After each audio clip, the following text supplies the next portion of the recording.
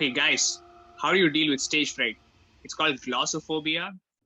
We've all been on video making these videos for so long, on camera making these videos for so long. Have any of you had stage fright and how you dealt with it? I think I can go first. So, stage fright is very spontaneous because you get to Oh, do you know it. imagine people in their underwear? I've read in a book that that's an idea that could help.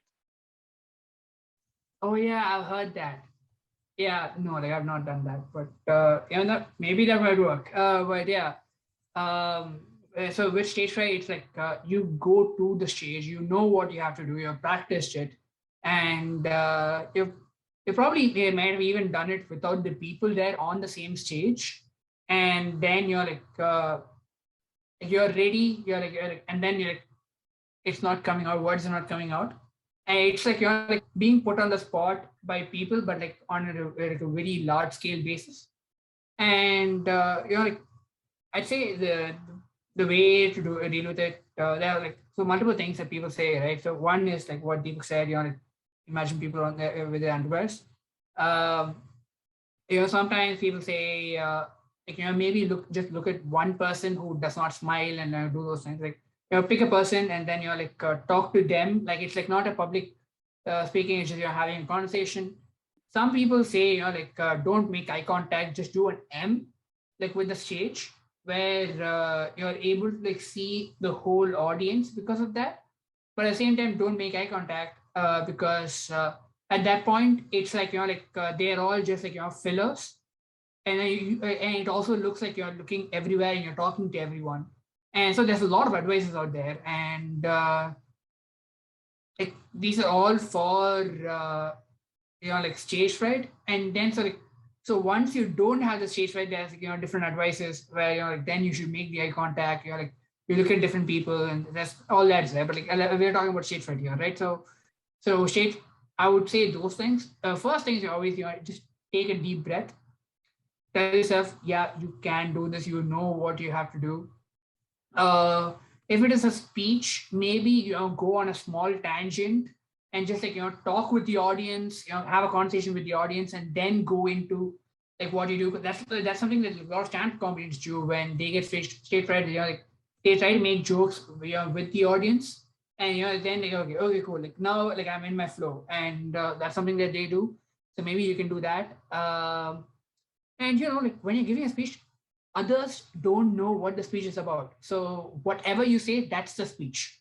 So that's something that like I want you to know, and I want you to acknowledge, and that's all I want you to remember.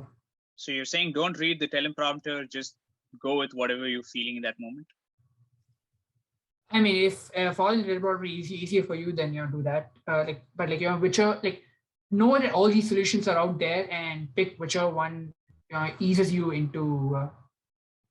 That could actually work. There's this guy who became the president of the United States by saying whatever came to his head without any filter. And of course, starts with a D, has a T. Yeah. But that's the one. I would say I'm one of the people who I definitely feel stressed out by presentations, literally mostly throughout my life. There's been one presentation I remember where I wasn't stressed out, and it felt amazing. I walked up and I felt completely calm.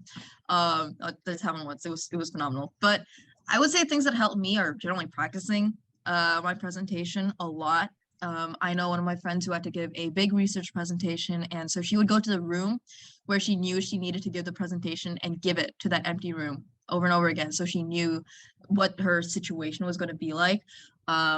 Preparing in the outfit or the situation that you're most likely to be presenting in will definitely help you feel what it'll be like to be in that moment, so you reduce the number of new things that are happening. And I think something that's super important to realize is that everybody makes mistakes. I'm in college right now. My professors have PhDs, and they are the most knowledgeable about a certain topic in the world, out of everyone in the world.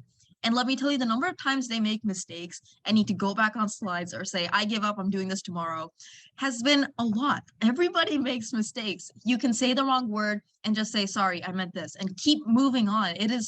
everyone's going to make mistakes, whether you're on the stage or sitting in the audience watching. So mistakes are totally okay, and no one's going to ding you for that. And taking deep breaths, like Akshay said, definitely would help too. And honestly, you can rehearse your presentation in a way that it sounds like you're naturally delivering it in the moment. You just got to word it right.